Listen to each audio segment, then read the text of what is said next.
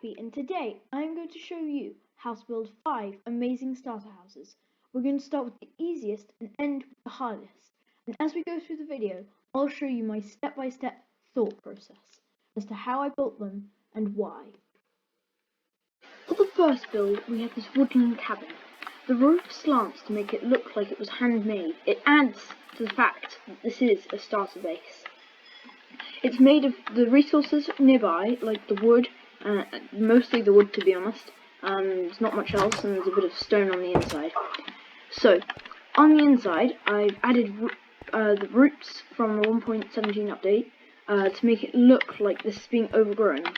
On the outside, there were trees above, so it really adds to the fact that this place is overgrown. It's kind of old. It's being supported by these large beams, and these tiny beams I've made out of signs. I've used trapdoors to hide the fact that they are signs.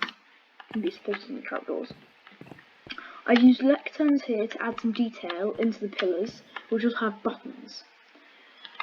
There's a tiny bit of storage here next to the bed, but if you needed more, you could always add some in these pillars or down under here. There are some armor stands, which are another source of storage. You can put your armor and things like that. It shows that someone's living here and adds character into this base. There are a bunch of furnaces with some crafting tables down at the bottom, and this wall of leaves really helps to show the overgrown. Adding plant life to your builds is really essential to make them feel alive. This large window adds a source of light, along with these shroom lights up here, which add extra light to the areas that are further away from the window. The bed has been sunken into the floor to add an overall feeling of more space to this very small little cave. That's not to say, however, that you could in fact expand this as far as you want. You could do multiple rooms, digging through walls, continuing. Go down a level, you could add a little mine, things like that. And finally, I have a little ladder up to the top, so we can get to the top of the hill and see what's around us, this little forest, and things like that. Now to our second build. This is a farmyard style kind of cottagey shack. We saw a glimpse of it when we were over there, talking about the other one. I've used signs and buttons to detail the walls, because without them they'd look pretty bland. Also integrated stripped birch logs and birch planks into them. You can see this featuring all the way around. I've done a red terracotta barnyard style kind of top half with then solid wooden structure at the bottom. This definitely requires more resources than the previous, however it definitely looks a lot better. There's a little bell tower at the top, just to add some extra detail. On the inside, it's quite small. It's even smaller than our previous base. So I've had to utilise that by putting a smoker with a little table-y kind of bench to allow us to put in a carpet and an armor stand. It's hard to light up this build because there aren't very many places to put lanterns and candles and torches, so I've just kind of hidden them around. We've got some lanterns at the top, you don't really see them. The little painting to add more detail to our build, and some little flower pots to once again bring in the life. On the top floor, I've put in a lectern and some bookshelves, along with another armor stand for extra storage. There isn't very much in this. There's hardly any at all, to be honest. As you can see, they've been hidden by this lantern and fence gate, and they look very similar to the trapdoors. For the bed, I've had to use extra trapdoors underneath to add some support. You could do it without, but it would look slightly odd having the legs just dangling from the sky. So I chose to make my ceiling a little smaller, but make the bed supported.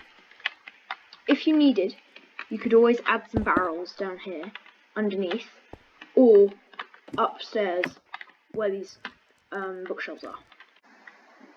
For my third base, I've done this rather large modern house. It's not really a starter base anymore, this is more like a small base. you can see I've used white concrete and grey concrete to make these interesting patterns, and then lightning rods as little support beams. They kind of add the extra bit of detail due to the fact that modern houses don't usually have the same amount as, say, our rustic barn did.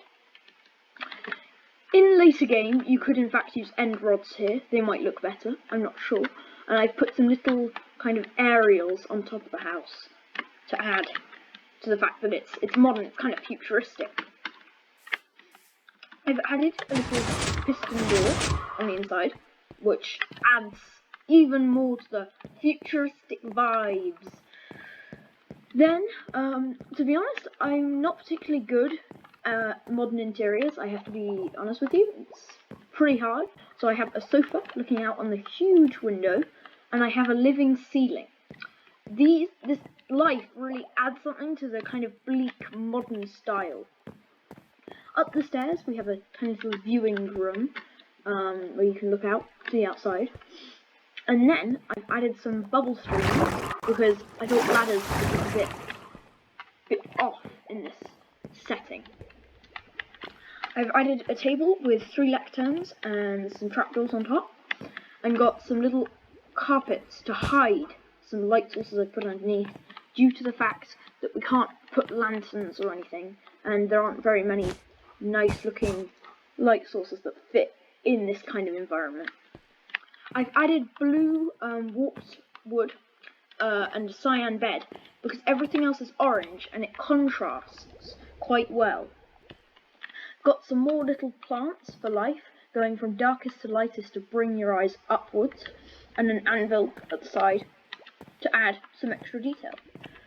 Got this little divider made of bookshelves, concrete, and then some fences so you can see out. And it gives some privacy to the bedroom due to the fact that it's pretty open, to be honest. Then outside you have this nice view. Something that's great about modern houses, they have a massive windows, so you can have a look out there. Yeah, I've added vines going down. This kind of decorates the wall a bit. However, you might need to prune these vines occasionally because they do get a bit too big. To be honest, that's it. You could add quite a lot more. I somehow managed to go into a cave, so I could have incorporated this cave into it, but I thought that would then make it quite large.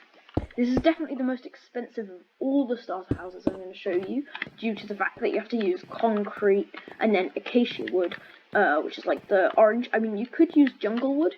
We are quite close to a jungle, that kind of works. But you really want like a bright wood, so acacia, jungle, or maybe a really dark one like dark oak. All of these work quite well. And yeah, massive window. You will notice, however, that this large building here isn't used. It's because I had to put the redstone for the door, and there wouldn't have been much space, and it would have looked a bit odd having half a window. Yeah, I would recommend using redstone in your build. It kind of adds the entire vibes and stuff like that. So yeah, that's the modern house. The fourth build is set in a jungle valley. We have rope bridges connecting hand-built caves. Underneath we have a river flowing down to add to the fact that it's a valley, because most of the time they have rivers coming down. We have bamboo that grows. It adds the feeling of life, overgrownness, and a spore blossom, leaving these particles floating through the air. Each little cave has a support beam on it with two pillars of logs, and then a little room on the inside with the roots to show that there are trees above. Because in each room we have some. This room is a little farming room. We have some hay bales, some melons, and then some barrels for storage for all of the farming crops. On the opposite side we have furnaces and coal to show that this is a smelting room. Little lantern to add some more light. This base is about the mood. The mood is very important to this because without it, it would just be some little wooden planks. You have to believe that these are bridges. To make the bridges look more realistic, you need to make them slope downwards so that it looks like they're being suspended and they're sagging. This is probably my favourite build due to the fact that it's quite simple yet very beautiful. The final house is probably the easiest to build. Well, yeah, it's a dirt house. I mean, it works. We've got a chest. We got a furnace. We got a crafting table. I mean, the ceiling's a bit short, but I mean, this carpet's nice. Thank you very much for watching, and I hope to see you in the next video. Goodbye!